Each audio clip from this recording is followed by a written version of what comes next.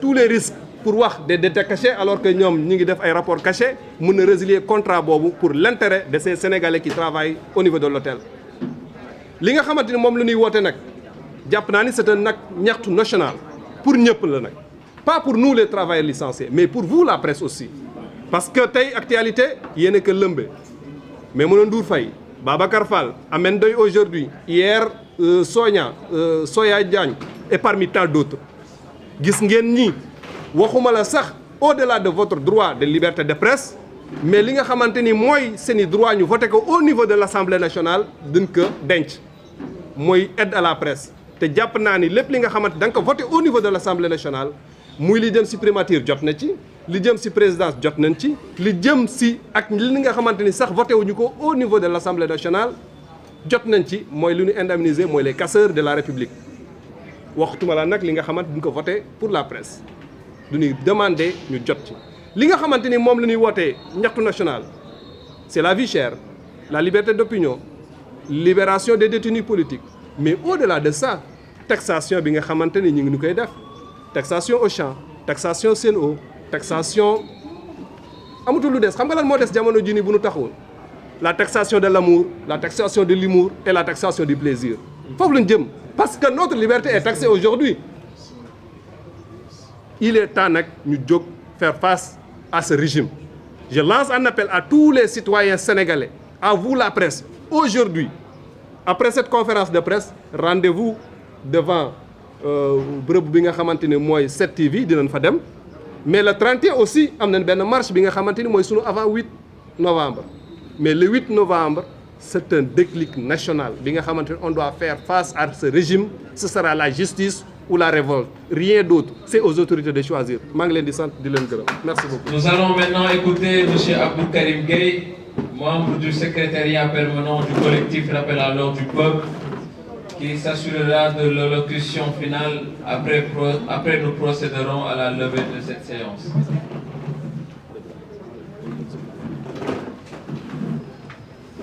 Auzu billahi mina shaytani rajim bismillahir rahmanir rahim. D'abord dañ leen di baalu àq on s'excuse quoi dañuy jégalu si retard yeeg yenn yi nga xam ne yu sew yi nga xam ne am na mais li am solo mooy li ngeen ciy jàngat yéen sénégalais yi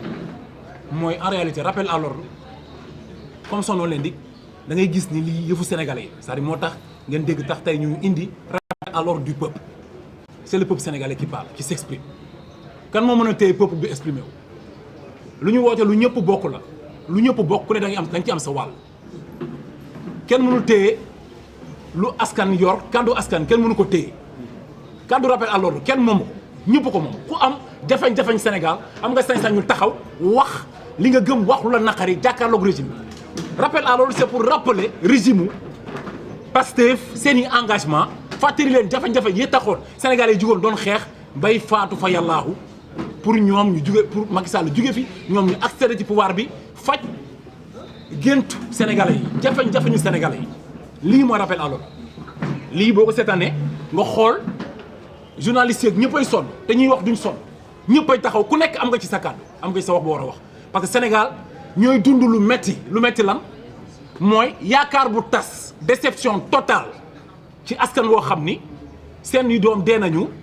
ñii dagg nañ seen i tànk ñi tëdd ay atu kaso ñii seen i bët tuuru ñii ñàkk ci ay milliards depuis 2020 2021 ba 2024 ci ay jafe-jafe yaakaar boo xam ni dañ ko yaakaaroon ci justice bu ñoŋ yaakaar boo xam ne dañ ko yaakaaroon ci dund bu équitable dund boo xam ne maanaam justice bu équitable dund boo xam ne day ñoŋ dund bu ñoŋ loolu laa bëggoon wax yooyu yëpp nekk ay yaakaar yu tas ku ne xam nga espoir mooy lan espoir day guddal sax fan ku ne xam nga jeunesse sénégalaise yaakaaram ñu tase fi mu toll nii ak li ñu daj ci xeex bi ñun ñëpp ñu ànd mabandoo nekk ay ndaw topp jenn waay mu ñuy promettre di ñu sas di wax di jël ay engagement ñoom ñu taxaw indi loo xam ne dañu lii bu ñu ko defee bu ngeen ñu tegee ci bopp réew mi Sénégal mucc ayib ñu teg leen ci bopp réew mi ndekete ñi fi nekkoon saxal leen gën fuuf xam nga wax ma lu ñoo leen gën mais dama ci teg fuuf loolu moo ñu yóbbee lii moo tax rappel à l'ordre ma leen di fàttaliwaat du peuple saa bu wootee di ngeen dégg yeneen kàddu yeneen i baat di ngeen dégg yeneen nit parce que loolu mooy rappel à l'ordre au fait amul leader tout le monde est leader amul borom ñëpp ko bokk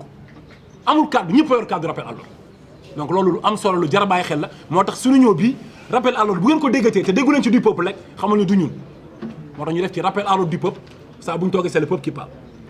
du ma guddal dara parce que lépp wax nañ ko on a pris jël nañ temps bu bëree bëri si yéen di leen balu àq li ma ciy teg d'abord mooy femme suñu benn jigéen bu baax bu tudd Aminata Tall photo moo nekk nii ma bëggoon ngeen jël ko yéen ñëpp ma am témoignage yu ma def ci moom femme bi yàlla na ko yàlla yërëm dafa génn àdduna te mbaaxam moo ko rey kii nag waa Pastef bu ñu ko gisee dinañ xam kii maa ngi ko xam ci bi may xeexal imam Ndaw ñuy xeexal imam Ndaw mu dégg ñuy xeexal imam bi boobu mi ngi Suisse mu nekk coiffeuse bu mag mbaaxam moo ko doon may muy dem ci di jàppale waa daara imam Ndaw bi ma gisee rek ma commencé waxi imam Ndaw si internet bi laa ko xamee woon cela fait léegi mu def 7 ans 8 ans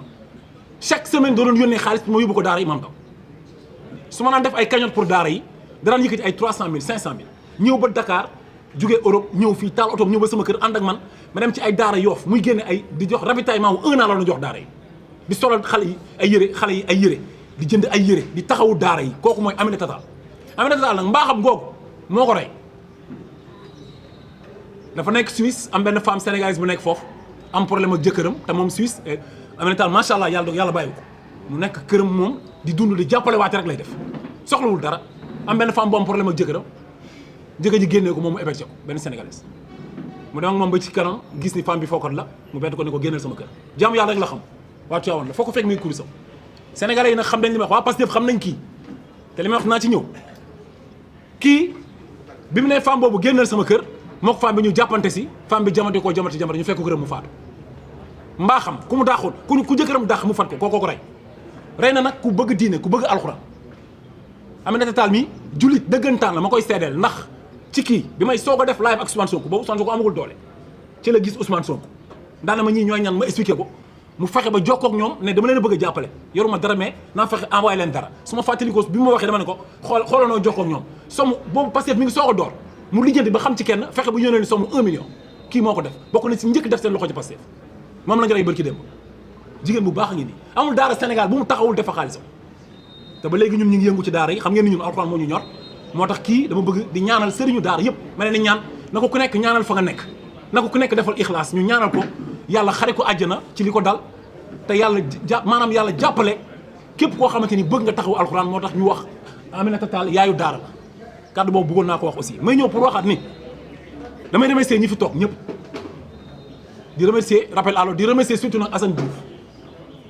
ci Assane Diouf fédéré compréhension bi dina ko dënd bu ibbeeku bi fexe ba ñëpp booloo il a tout fait di remercier aussi rappel alors ñëpp di remercier waa gëm sa bopp c'est très important nga xam ni travail nañ lu nekk aussi pour ñëpp booloo le 8 bi ñuy woote lu tax ñi di ko woote parce que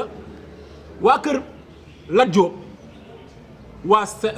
Guédiawaye dëbbu ñoom dañoo woote woon le 8 bien avant Pastef di woote le 8 mais ñoom bi ñu déggee ñun ñu woote ci lañ bàyyi ñoom seen woote le 8 ne dañuy ñëw le 8 fekk si ñu ànd ñun ñëpp dem terrain Sacré-Cœur gëm sa bopp Bougane Gueye Dany dafa woote doxu ñaxtu ne marché lay doon day jugee fii école normale dox jëm rond-point Jet d'eau bi ñu déggee ñuy woote gëm sa bopp dañ ko bàyyi fekk si ñu ne dañuy ànd ñun ñëpp le 8 ñu dem terrain Sacré-Cœur ñun ñëpp ñu daje fa def doxu ñaxtu tant d'autres ñi ngi woo ñëpp Sénégal suñu yite Sonko dégage ñoo lànk Guédiawaye debout bépp maanaam tous les partis politiques tout le peuple sénégalais les taximan yi dañ doon ñaxtu def déclaration préfet de Dakar bañal leen ko pour marcher rek pacifiquement ñu ngi leen di woo ci manifestation le 8 bi le 8 nag mooy lan mooy dañuy wax parce que man bàyyi naa di wax Ousmane Sonko léegi Bassirou Diomaye Diakhar Faye laay waxal c'est lui le président de la République du Sénégal moom lañ dénk Sénégal moom moo taxaw waat moo téye constitution bi taxaw waat du ay militants lañ jox Sénégal moom lañ jox Sénégal moom lañ voté 54% moom lañ defoon ak sigma bu rafet ba ca affiche bu mag ba def ci Pastef def ci lu ñëpp bokk ñëpp jot ci lu ñëpp bokk ñoom ñu jot ci keneen mënu cee jot dégg ngeen Boubacar Fall li mu wax ci RTS donc li ma rassemblement de travail licencié tant de policiers 350 policiers radiés bu ñu fi nekkee di cité du jeex taxi yi lépp wax nañ lépp man damay tënk rek pour remercier waat leen bu baax a baax ci seen teew ak seen teewlu di leen wax ni li waral tawaay bi nag mooy képp koo xam ni déggoo sa tur xam ni sa tur ngi ci te buñ jógee fii dañuy takk suñuy daal parce que ñu li ñu yitteel mooy dem ci benn sénégalais bu nekk moo xam parti politique nga moo xam société civile nga moo xam mouvement nga moo xam kuréel moo xam syndicat nga ñu ànd ñun ñëpp génn le 8 pour wan Pastef wan Ousmane Sonko ne ko Sénégalais yi doyal nañ ci caaxaan yi dañu sonn lu ñu bëgg mooy ñu yittewoo li Sénégalais yi yittewoo ñu wax li Sénégalais yi wax te li Sénégalais yi wax mooy jafe-jafe yi Sénégalais yi dund te le 8 lañ ko war a wan Ousmane Sonko man loolu laa gëm te dama gëm ni le 8 nañ ko wan ni ko le peuple sénégalais jug na massivement tourné ko le dos jàkkaarloog jafe-jafe ñu Sénégalais yi ci wàllu courant ci wàllu dund ci wàllu insécurité ci wàllu dund bu mucc ayib kon li ma ko waxee saa su ne rek ci wàllu ñàkk respecté institution ci wàllu injustice bu ñu demee ba fekk Maimouna Ndour Faye muy def émission ñu fekk ko ci biir télé bi lu koy jàpp ko gendarmerie jëli ko ak ay armes lourdes mel ni ko jëli benn plus grand criminel le plus grand criminel du monde donc loolu moo lay wan ni ñu Babacar Fall def pareil ñu jàpp ko yóbbu ñu arrêté ay journalistes ci loo xamante ni ñun dépassé woon nañ ko amoon nañ acquis démocratique ci loolu dañ ko dépassé woon Sénégal dafa amoon acquis démocratique parce que delloo waat ko ginnaaw damay ñaan nañ bàyyi Sonko nañ wax ak Diomaye Faye parce que nanguwul jël ay responsabilités moo seet li xew yëpp moom la neex kuñ fi arrêté moom la neex double jeu bi ak fantomas bi nañ ko bàyyi ñoom li ñu nekk ñoo ko tey bu ñu kenn nax ñoom la Pastef la Sonko ak Diomaye da ngay boole naan mbaa nga boole tuur na Sénégalais jug jël seen responsabilité wax leen dëgg bu kenn séparé kenn ñoo yem ñoom ñëpp réeroowuñu parce que nag pouvoir yi Diomaye Faye am yëpp peuple Sénégal bi ñoo ko jox Ousmane Sonko amu ko te li Ousmane Sonko def yëpp Diomaye mën na koo dindi te dindiwu ko li xew gis ngeen ko Maimouna Ndour Faye ba léegi mi ngi ci kaso bi pour lan elle a été libérée xanaa sànq la génn bi muy génn kon mi ngi fekk ñu def conférence de presse man démb si guddi maa ngi man bi may génn sànq man démb hier la nuit man j'étais là-bas maa ngi fa ba 23h di xaar mu génn dañu woon 22h lay génn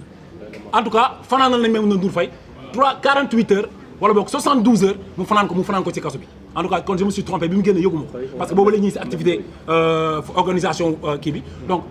en tout cas ba tey rek mais xalaatuñu woon ni ñun ku mel ni Maimouna Ndour Faye équidistant nga xam ne journaliste la boo xam ne elle est très respectée farul fenn waa Pastef dañ ko attaqué ba tàyyi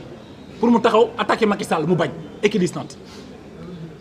bari ci dem gis ngeen opposition bi dañ ko attaqué lu ne yàq nañ ko mu taxaw rek fi mu taxaw chaque jour elle est équidistante àndul ak kenn nekk une femme très respectée ñu dem attaqué ko fekk ko këram ñoqati ko man dama dem gendarmerie am lu ma naqari dem buntu gendarmerie di ko seeti démb am lu ma naqari donc ñu ngi jégalu lañ fa man yëgu ma ni génn na donc pour wax la ni Ameth Ndoye lan la Ameth Ndoye def waa léegi ñu ne Madiambal Diagne du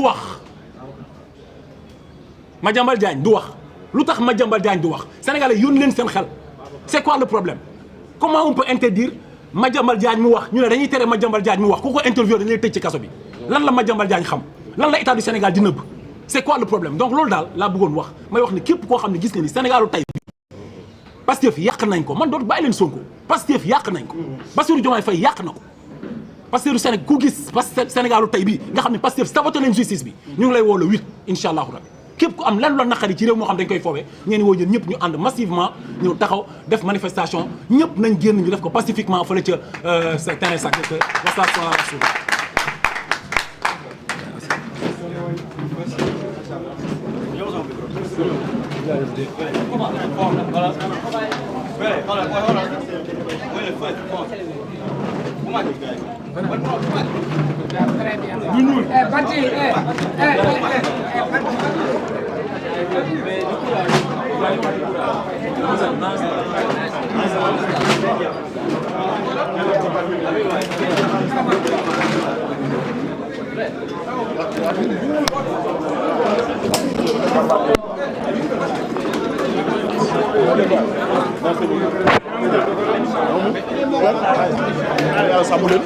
Def jàmm parce que liggéey bi